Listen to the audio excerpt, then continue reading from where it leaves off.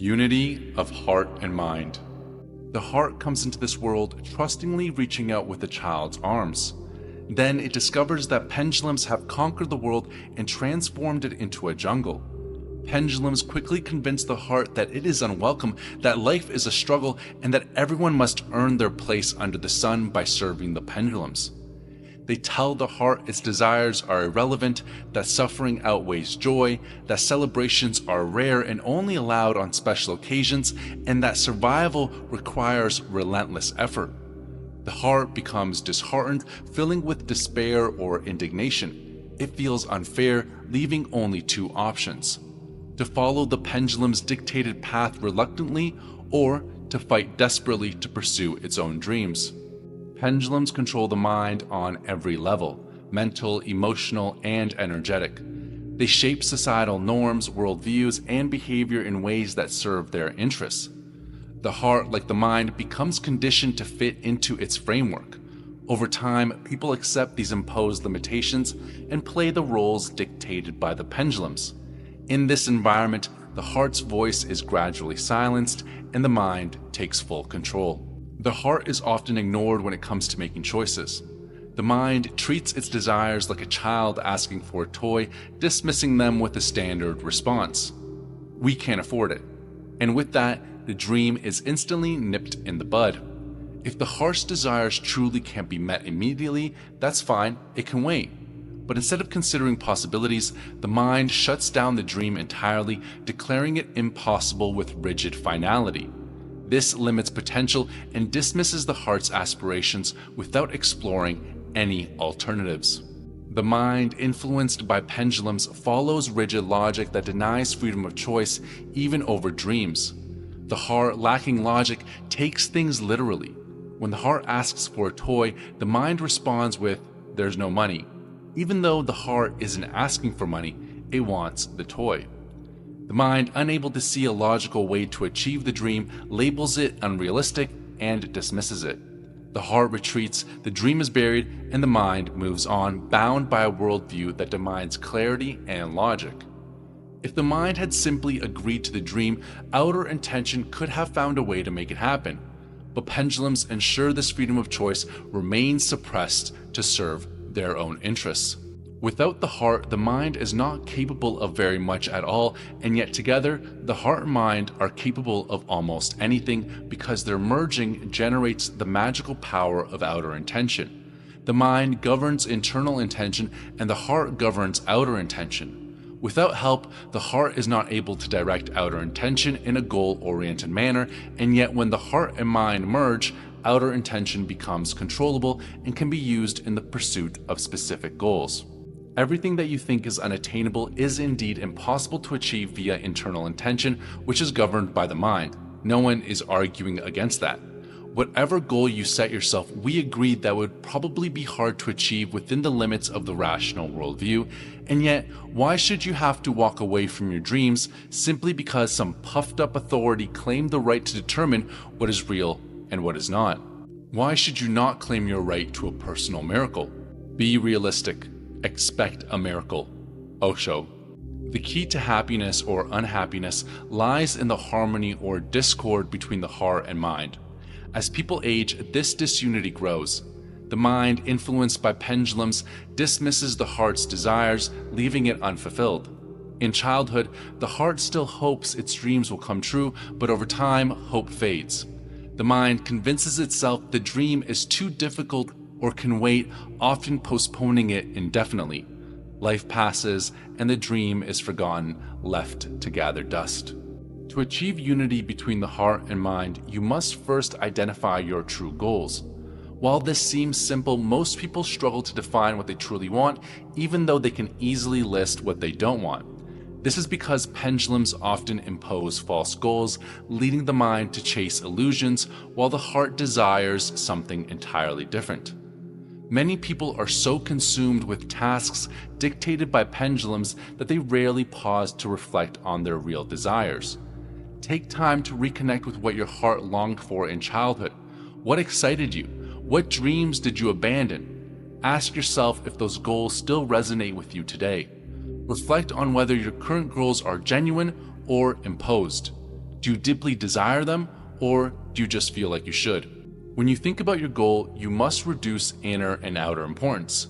If outer importance is heightened, the goal will appear seductively prestigious and unattainable. Are you sure you have not been caught on a pendulum's hook? If internal importance is heightened, you will think that the goal is beyond your capabilities. In this case, you will again be attracted to the goal because it appears unattainable. Do you really need it? When defining your goal, don't focus on whether it's prestigious or difficult to achieve. Remove the idea of unattainability to lower outer importance. Similarly, don't obsess over how to achieve it. This reduces inner importance. Instead, focus on how the goal makes you feel. Imagine already achieving it. Does it bring genuine joy, or does it feel like a burden? Doubts about realism don't mean the goal is wrong. What matters is whether your heart feels uplifted. If the goal feels heavy or uncomfortable, it may not be your true desire. We'll explore these ideas further in the next section. If you have no specific goal and do not desire anything in particular, you either have a weak life force or your mind has finally driven your heart into its box. In the first case, you could increase your vitality by looking after your health better. It might be that you do not truly know what good health is. When a person is in good health, life is pleasurable and they want to experience everything all at once. The heart is incapable of not wanting anything because for the heart, this life is a unique opportunity. This reminds me of a beautiful and amazing poem by Charles Bukowski, which I would love to recite to you and hopefully do it justice. There's a blue bird in my heart that wants to get out, but I'm too tough for him. I say, stay in there. I'm not gonna let anybody see you. There's a blue bird in my heart that wants to get out, but I pour whiskey on him and inhale cigarette smoke. And the whores and the bartenders and the grocery clerks never know that he's in there.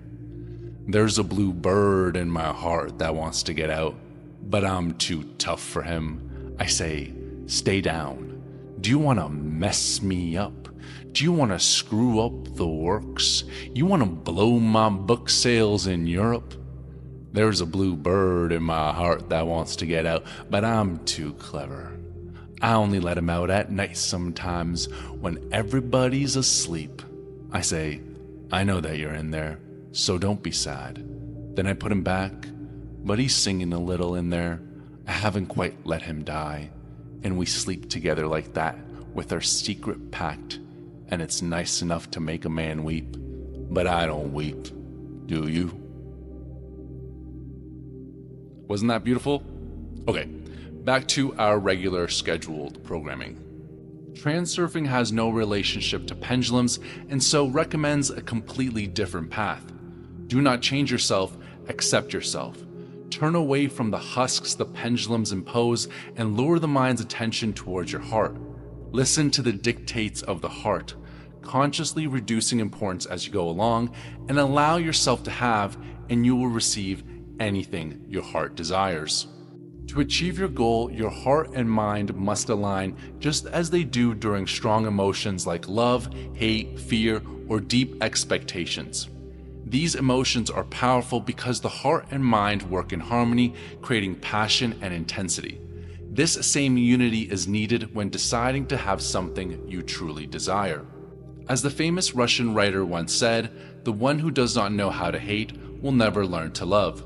Intense emotions like love and hate are interconnected, and that to fully experience and understand love, one must also have the capacity for its opposite, hate. When the right goal is chosen, both the heart and mind feel content. However, doubts about the goal's feasibility or discomfort with its scope can disrupt this harmony. Slides can help by expanding your comfort zone, easing the mind's doubts and the heart's hesitations. As this alignment grows, you'll experience the joy of unity where the heart feels fulfilled and the mind feels confident.